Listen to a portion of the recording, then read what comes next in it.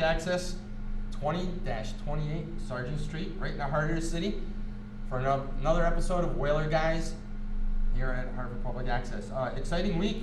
We were last Thursday at the Capital Region Development Authority unveiling of the plans for not only the ballpark, but the Excel Center. And it was really exciting to see the committee meet and really start off. The baseball stadium was kind of just a formality kind of thing, and then came the Excel Center, and everyone started to get really excited, and a good crowd showed up. Yeah, absolutely. It's a public meeting, open to the public. It was last Thursday, 6 p.m. Started off with a little bit of talk about Parcel E, which is a commercial building for, I guess they're going to do resident housing, that type of thing. So we learned a little bit about the construction going on in Dono, which would be downtown north. And then we broke into the Excel Center plan brought to you by SCI. SCI stands for Stadium Consultant International. It's an architect firm that actually just finished up the job on MSG last year. So Madison Square Garden had this top architect. It's a vetted NHL vendor, and he presented this entire plan, all three options. There's three options to a crowd of the CRDA, and it was a good amount of Whaler fans there. There was some Whaler fans there. Fox 61 was there. The Booster Club was there. Booster Club was there. Booster Club. It was nice to see those people, the members there. Joanne and Kyle Krupa, a friend of ours. Yes. It was nice to see everyone come out and be supportive of the National Hockey League and the Excel Center. Michael Freemuth, who will be our guest next week here at Hartford Public Access, he'll be joining us to go over a little more in depth what they discussed. There's three options that they talked about. So one option, the first option would be a complete brand new arena, which would be running around $500 million. Second option would be to do a complete total retrofit. They called it a transformed arena. That was the word they were using, transformed arena. Which would be about half the cost. We're looking at $250 million. And an expansion of it. With an expansion of it, which we'll get into more detail about that. But also option three would be to do nothing. And do nothing is what I've personally called the New Haven euthanasia plan. It means that the arena's just going to die because if you don't... And Hartford will too. If you don't put some money into it, that type of venue is not going to draw, especially with what's going on in Springfield. We have the other casinos that are very competitive in the concert market. So Hartford is in a crossroads. They need to probably do something here and choose one of these plans. And we were lucky enough to be interviewed by Fox 61. That's exactly what I said. If in fact they go dark for 3 years, what's going to happen is the out-of-state competitors are going to succeed and we're not. And we just can't have that. Hartford has worked too hard to have the nucleus of the Excel Center there and everything built all around it. When you look at what we have with the bars and restaurants, as well as what they attract for concerts and other events, you have Disney come in and so on, to let it go dark is suicide, really. That would be option one, to completely tear down the building and build a new one. Could be 3 to 5 years. The interesting part about option two, which got into deep discussion involved with the renovation part of the arena, was they were going to look at the just revamping it, but keeping it running, which was incredible because now you can have your tenants, you can have your UConn hockey, your UConn basketball, women's basketball, and possibly an NHL team, and at the same time run the building. You can have all these events, and then over the summer from May to October, you would start building a second concourse on the arena. You already know that there's one. There's 2 wings on the Excel Center. Those would connect. So it sounds like they would be doing stuff in the upper bowl. They would be working 2 shifts. From what I hear, they're going to work 2 shifts in the summer. At 10 hours a day. And if in fact that happens, which we hope it does, and SCI is the architecture engineering firm that is going to overtake this job. They've done it with MSG. They know what to expect. I think it's a very good sign. Nothing's ever guaranteed in stone, but it's got to be a great sign for a vetted NHL vendor. I mean, a guy that Madison Square Garden is the cradle of Original Six American hockey, and this important arena job, and now he's doing Hartford. Almost in the same way. If they go the right route, and obviously financially, when as myself as a taxpayer, and as a person that believes that you can't go dark and it has to be done as a work in progress, you have to go with the $250 million Yeah, deal. it was And- almost. Oh, sorry. and who's going to invest in it? Yeah, Is yeah. it going to be all state funding? Yeah. Is it going to be public, private? Yeah. Will investment groups come in? Right, right. Is there an investment group who has their eye not only on an XL Center, Right. but hey, who's out there watching what's happening? Right. The Hockey News took the meeting from the night before Yeah. and ran it nationwide the next day. That's right. The Hockey News magazine had a great thing about Hartford. It's important to get that kind of coverage for Hartford. You also saw there was a piece on Nesson. Nesson was covering the UConn UNH game in New Hampshire, and within the first minute, we're talking the first minute of play, they discussed how Hartford had drawn near 7,000 for the UNH UConn game The night before. The night before, and they Yep. said, "Boy, if that's indicative of the support that Hartford has, For a hockey market. yeah, for a And that was possible the key. Whaler return, Yep. would be very interesting." So it's great to hear that, to get Hartford on a national stage again. This is exactly what we're talking about. It's not something you can do with the AHL. It's not a knock on the AHL. The AHL is fantastic hockey, but that kind of national exposure is only going to come with a national championship on a UConn level, but it would come with the NHL Now I almost get every irritated. night. I get irritated, and I get fired up once in a while. But really, what happened? When I saw, it was posted on Facebook, and I saw what the Nesson broadcaster said. Yeah, They're from Boston. yeah, Where are our people? Yeah. Where are the people that report sports in Yeah. Hartford, no, specifically the Hartford area? Yeah. Jeff Jacobs, Kevin Nathan, Yeah. Jody Ambrosio, Yeah. all these guys. Yeah. You know what? You love to say bad things when things fail. Yeah. You know what? Give Hartford credit. These guys who are Boston broadcasters Yeah. gave Hartford credit for being a hockey market. right, right. Why not in Connecticut? Yeah, yeah. Come on, guys. And you know what? It's true, because you make a valid point about that, because the AHL draws around 140, 150,000 people over 38 to 40 games. UConn in 10 games has almost 60,000 people. That's like 40% of the Wolfpack entire season. And we got to make a point of this: the Hockey East attendance. UConn is without question going to lead Hockey East home attendance in the conference. That's over Boston University, Boston College, Merrimack, Vermont, Maine, New Hampshire, all of them. Yes. And it's the biggest division in hockey for college. So how impressive. I know it's a first year, but you're also talking about a team that's way under 500 too. Yeah, imagine if they were winning. Yeah, imagine if they they better were- open up those curtains. Yeah. Take those curtains Yeah, down. yeah, You know yeah. what? And the other thing is, Yeah. when you said it best, yeah, they're under 500. Yeah. Okay? Yes, it's the inaugural season. I believe we will have continued support for UConn hockey Yeah. as we go forward in the coming years. Yeah. It's a UConn-based product. It's ours. Yeah. We get back to territorial. Yeah. And yes, the AHL is great hockey. I enjoy going to see the games. I have a good time. But they're not our team. Yeah. Yes, Hartford Wolfpack, yes. But we know that they're Ranger property. Yeah. Yeah. And I have no problem with keeping the AHL here in the short term Right. if it gets us an NHL club. Right. We have, as you said, we have shown people that we have a hockey market here. Yeah. Once again, we have to almost re-educate the people that we have a hockey market, and UConn has done that. Yes. And I applaud the governor for having the games at the XL Center. Yeah. Huge Because it's a great Yeah. marketing ploy Yeah. to bring more people downtown. Yeah. And it goes in with the UConn basketball Right. program.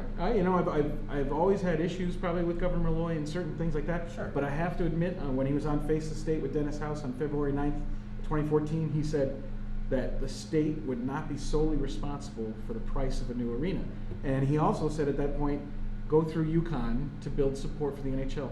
I mean, it couldn't have fallen in any more of a practical step. And at the time, I was kind of skeptical that there would be this much support for UConn hockey being the first year. Thought we'd see some 7-1 games, some 7-2 games. All the games were competitive, Yes. which also helped. Yes. And And they all did. fortunately, when they did Yeah. lose big, it was away. When they lost big, it was away. And believe me, they've had plenty of big losses. So. But you know what? I give Yeah. the team has great heart.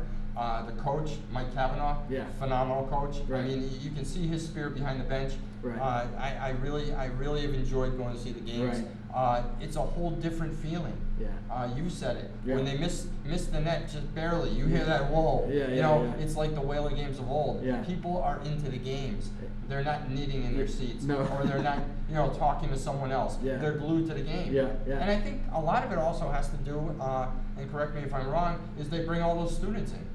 And the students bring that lively energy to There's the an infusion arena. of youth. Sure. Yeah, without question. And then as we walked up to the bar at the one end, the fan bar. the fan bar, it's loaded with people. Yeah, it's very big. That was more popular than I actually thought it was, because there's a little bit of a sightline issue. If you're standing back by the bar, you may miss the home net. It's a little bit obscured, and plus people are standing and walking around. But that fan bar has done incredible. I mean, it's exceeded expectations that they had. By 50%. Yeah, by 50%. Michael Freeman, he went out and said it. He goes, we are thrilled at what's happening. And as we said before, all the beer served in there are Connecticut breweries. Yeah, local breweries. Local breweries. Which is a really nice added touch, because give it a piece of Hartford. Yes. And this is a 40-year-old building that we're talking about all this exciting things. Now, when you look at the arena plans, like you said, it makes more sense to go with the middle one. I looked at these plans and I thought, like, it's kind of like almost like a drunk song. Go for the one in the middle. Right, go for the one in the middle. Because that's the plan you want. And as you said, it's half the cost. And Murray Bainan was the head architect for SCI.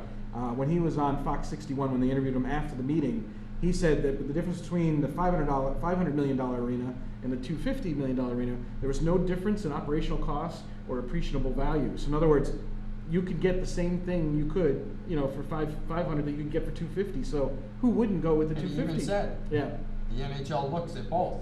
Right. It's not just one or the other. Yeah, both are approved within $15 million of being NHL ready. The $15 million, the current reported, I think, or maybe it was on the Downtown Dwellers page, but it was reported that the $15 million to bring it up to, over the $250 would be for the logo and NHL particulars. And the rights.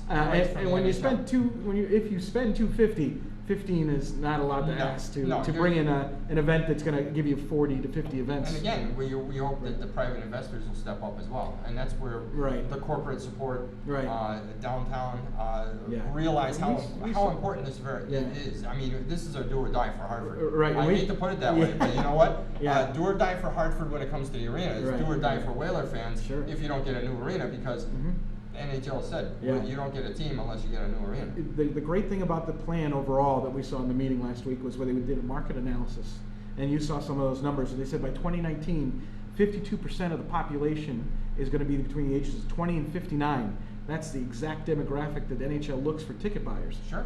So that's another positive for Hartford. We talked about the arena size. Now this is going to blow you away, Whaler fans, because you can put this in your back pocket. Okay? Tell your Ranger and Bruin fans that they play in a smaller building than the XL Center. The XL Center has more square footage than Madison Square Garden, than Boston Garden, and that's the whole structure, and including the bowl area. The bowl area alone actually has more square footage than Madison. It was about the shock of the century when they revealed that the plan. And the plans were great plans, easy to read. I mean, we got a book from it, and the plan was put together very, very well. Yes, very thorough. The market analysis is really important. They showed Connecticut, and they did a 30-mile radius, and they did a 60-mile radius. And the 60-mile radius goes almost all the way to Danbury, went down to New Haven, grabbed a little Bridgeport, up through Springfield. You're talking about 1.3 million people, and they're going to come to an NHL game. People drive to New York and to Boston to go see the NHL. So they take the train in. Yeah.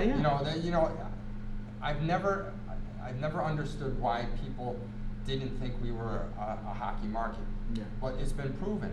The only thing that has been different, and I think we said this on one of our previous shows, was when UConn went down to Bridgeport, there was less of a draw. I don't know why. I don't know if it was bad weather. I don't remember what it was, but there was only 2,300 that night. And I don't know if that wasn't a weekend game, I don't think. No, I don't think so. I think that was a weekday game. So, and we were surprised at a Tuesday night game we went to up here in Hartford. And there were 6,500.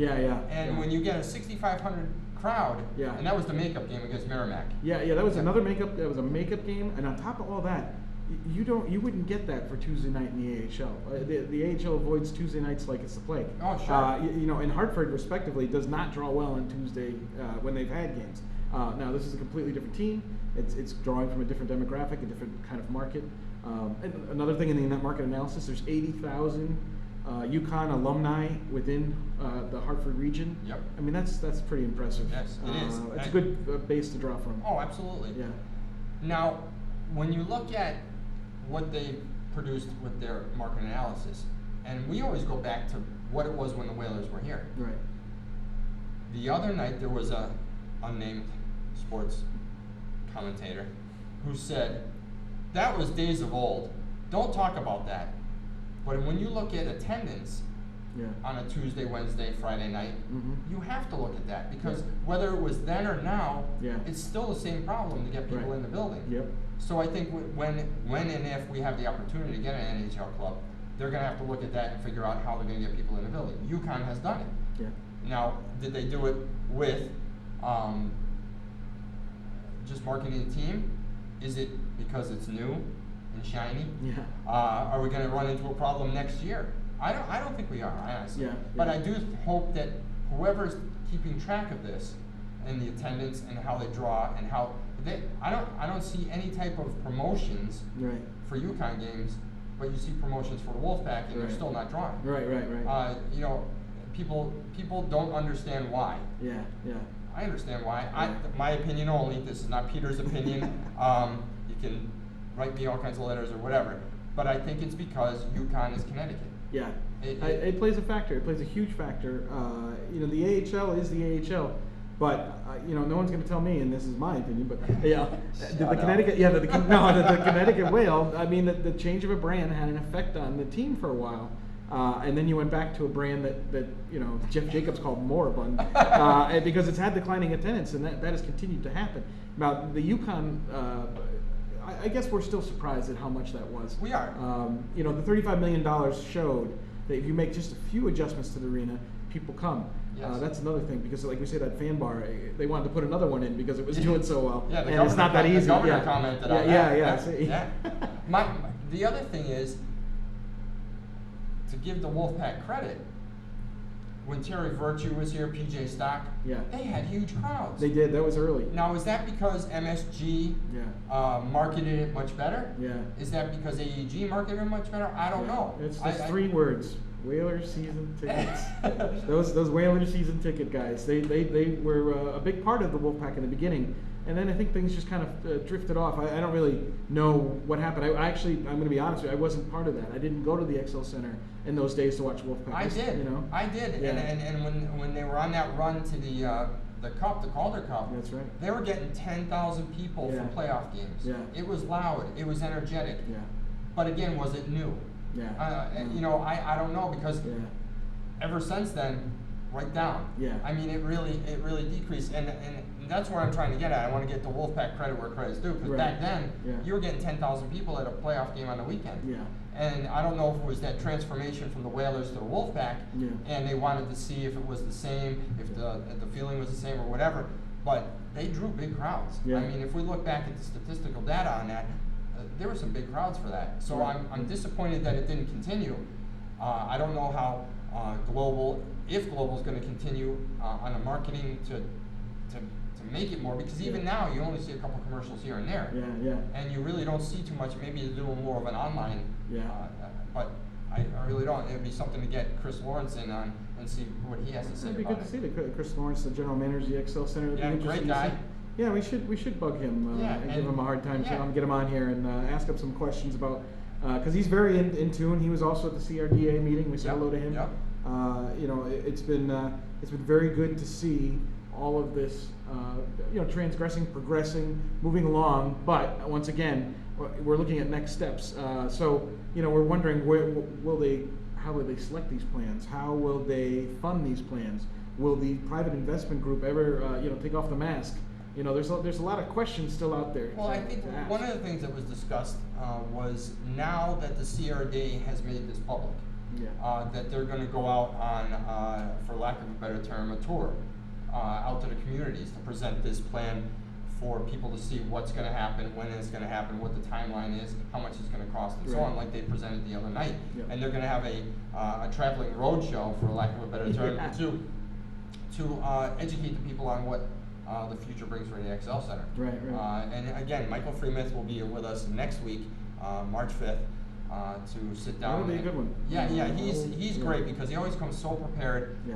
He's going to have all the information to help us out. And then the following week, March 12th, David Panagore, who has done a lot of work here in Hartford. That's right. He was the former chief operating officer for the city of Hartford, and now he does a lot in the city of New Haven. That's right. We will have all his correct information when we have him on the show. Very and he sharp actually guy. oversaw the remodel of the Union Station. Yeah, and he was also at the CRDA meeting, checking in, paying attention. One of the interesting things about when they were doing the slideshow, they showed an interior shot of the arena, and it had blue seats with gold trim. Pretty amazing. The lower seating up top. Yeah, and then Murray Bainan goes, this is just what it looks like in blue. We could do any color, and he hits the button, and then you get the green seats. Yeah. And if you've been paying attention to the articles that are out there, everybody grabbed that picture. It wasn't the blue picture. It was the green picture. So it's pretty spectacular. And it traveled all over Facebook, all over social media, Yeah. and to my surprise, the Whaler fans just kept on jumping on it, and they'd share that article all over the place, and it got a lot of play, which is great. Another guy was telling me that, I'll believe it when I see it. Hey, we will too. Absolutely. This is not something that's written in stone yet.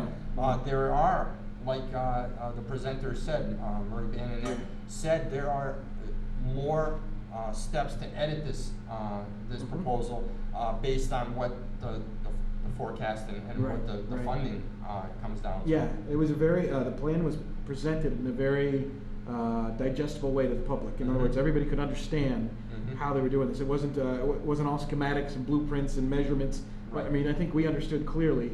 And I said to Michael Freeman after, I said, it's better than I thought. Yes. Even better than I thought, the plan. It's just very, very possible.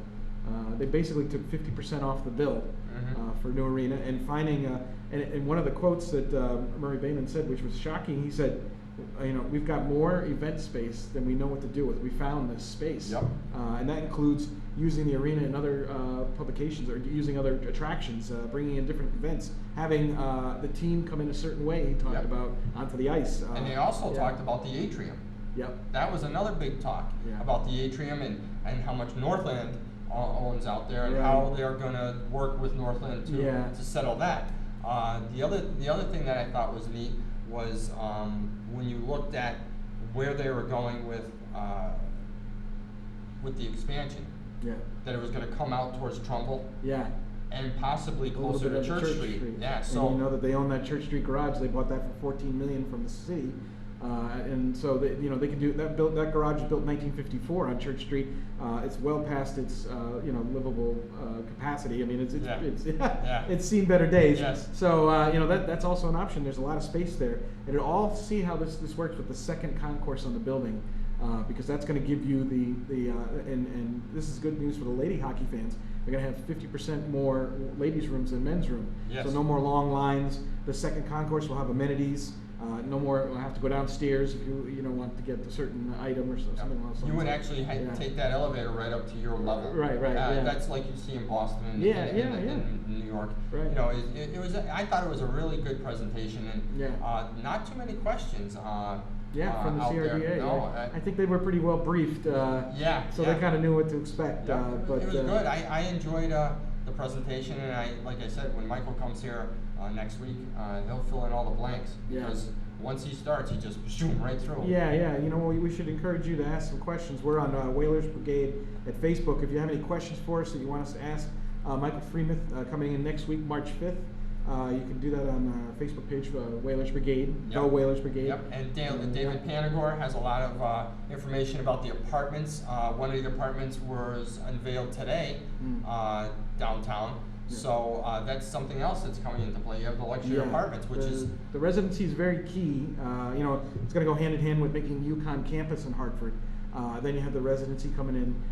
And then, you give that surrounding support for, a community that can support an NHL team with the corporate support, the residency, and actually a college campus in Hartford, because that's what it's going to be. There were some corporate people at that meeting too, and they seemed very, very happy with what they heard. Yeah. When you get into the corporate support, as Howard did when he had the Connecticut Whale, Howard was basically removed from the Connecticut Whale, and the Rangers took over again. Right. And it was amusing because the next year, the Connecticut Whale, Howard Baldwin, Howard Jr., and Mark Rolland were awarded the highest corporate sales in the AHL. That's right. So, it's kind of ironic that, it didn't work, but they get recognized for raising the most amount of corporate support. It was just a taste of what the corporate support was going to be, and you can see it. Like you said, we saw a guy from Travelers, a guy from United Healthcare, We saw Jeff Jacobs at the meeting. Yep. So you know there was plenty of interest from the big guys. Yes. You'd say. And like I said, we need our sports people here in Hartford to embrace this Yeah, instead absolutely. Yeah. of doing the whole pipe dream thing. Yeah. Yeah. You know, stop it. This is phase one. Yeah. This is not a sprint; it's a marathon. Right. We have to get through phase one in order to look at or be looked at by the NHL. Right. So let's embrace a really positive plan that came out by Absolutely. SCI. Make the heart as- of Hartford.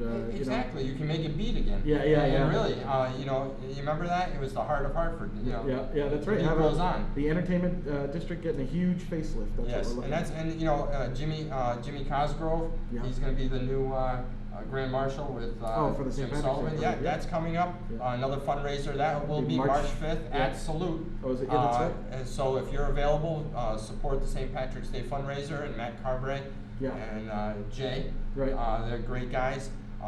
That's I think at 6 o'clock at Salute. Right. So yeah, we got one more. The anniversary for the Hartford Whalers Booster Club is on April 13th. That is also at Salute. We'll get you more information on that too as we excellent. wrap it up. We're about done. And we will see you next time on the Whaler Guys at Hartford Public Access. Thank you very much for joining us.